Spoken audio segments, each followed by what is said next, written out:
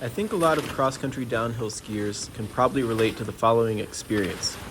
You invite your friend to go skiing with you, and he responds with, "When are you going to get an alpine touring setup and ski like a real man?" And while that doesn't actually bother me one bit, in this video, I'm going to use social media for its intended purpose by justifying my existence and my decisions in life as I explain why I am a cross-country downhill skier. So first of all, in a video about cross-country downhill skiing, I probably ought to make some kind of attempt to define it. And I'm sure other people define it other ways. Here's how I think of it.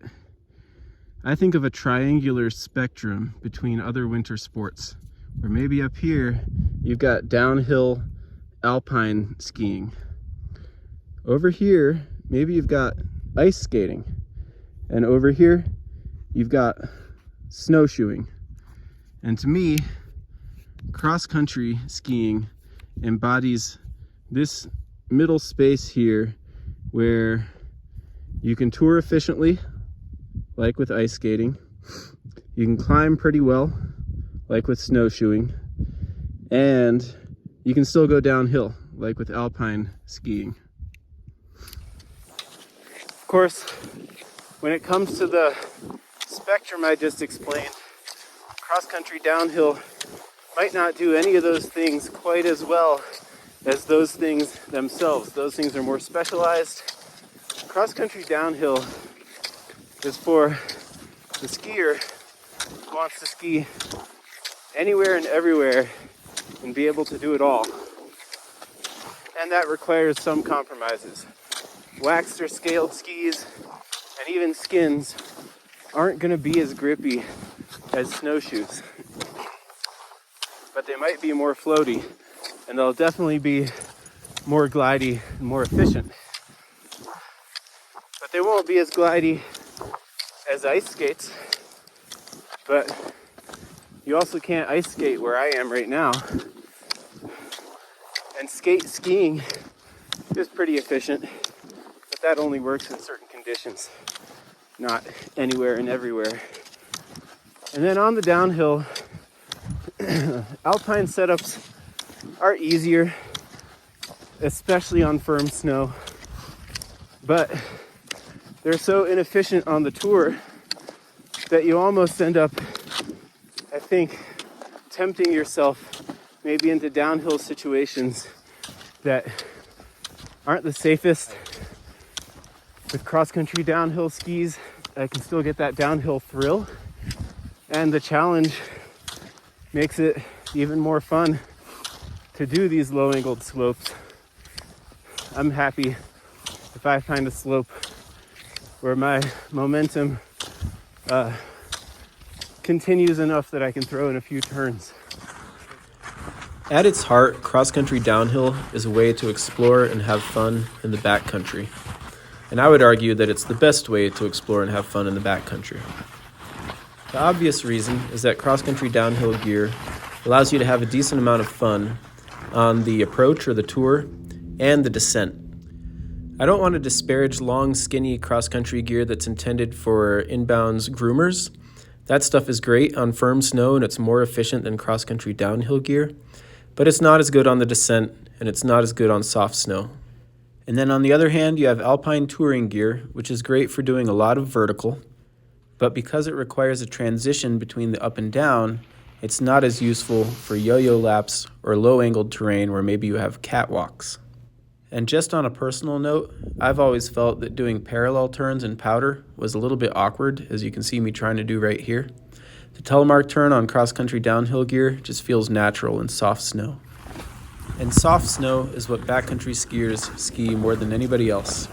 And as you can see right here, it doesn't even need to be that deep to cross-country ski or to ski low-angle terrain. So on XCD gear where you don't need a deep base, our season is extended compared to other kinds of skiing.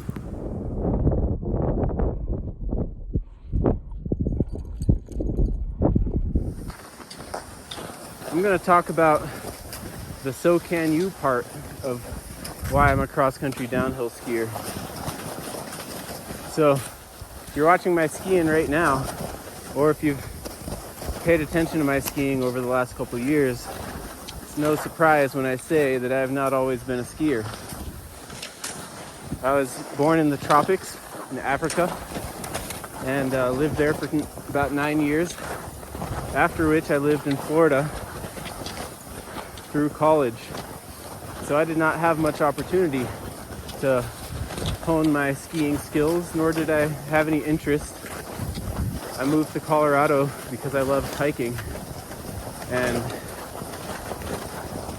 I probably lived here for maybe 6 years or so before I got an alpine touring setup and used that to skin up at Buttermilk near Aspen. And that's how I got into skiing. Then I eventually spent a couple seasons riding the lifts. But after getting into alpine touring, I told myself I didn't ever want any skis that I couldn't tour in. But when I got married, it was hard getting my wife to want to go skin up a mountain. And those skis and skins weren't much fun when it came to the backcountry and the kind of long approaches I had to maybe just ski something small and gentle. And so started looking into alternatives and got cross-country skis, but didn't really think about employing those in the downhill. I did find myself preferring to just go cross-country ski, forest roads and so on, rather than doing the same runs over and over served by a lift. So I started trying to figure out how to cover the downhill part while being in the backcountry. That led me to channels like Tom Ems, Jared Maninen's, where I found out about gear like this. And then it was just a waiting game, trying to find good deals. And that's another great part about cross-country downhill skiing, is the deals can be had if you are patient and if you know what to look for. I think that last little section had some useful information, but it was turning into some rambling randoing. So let me summarize that little bit and then I'll add a little bit more later.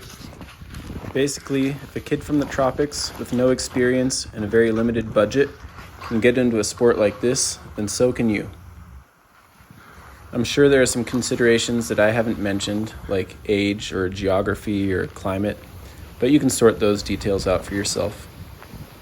But the way that I look at it, cross-country downhill skiing is the ideal kind of activity for a lot of people because it has a low floor and a high ceiling. It's an easy, accessible hobby to get into. You don't even have to be a good skier. But it's also the kind of type 2 fun that rewards continued effort and dedication. Another piece I want to add to the conversation is Colorado folks really love their dogs. They love them to death sometimes. They love them so much that they take them skiing with them. And last year, there was a tragic accident, and the people involved in the accident had their dog with them. This is not an isolated kind of incident. This happens maybe almost yearly. But there's an avalanche. The dog actually, I believe, was found months later in the summer. But that dog was very nearly a casualty. If you want to ski with your dog, you can see I'm out here skiing with mine. He's having a blast. And there's no avalanche terrain anywhere nearby here. Colorado people might not love their children quite as much as their dogs. But I love my child and love skiing with her too. There we go. And with that ought to do it. Thank you for letting me share my love of cross-country downhill skiing with you. Right there is what it's all about. Being able to go anywhere and everywhere and have a little bit of a thrill doing so.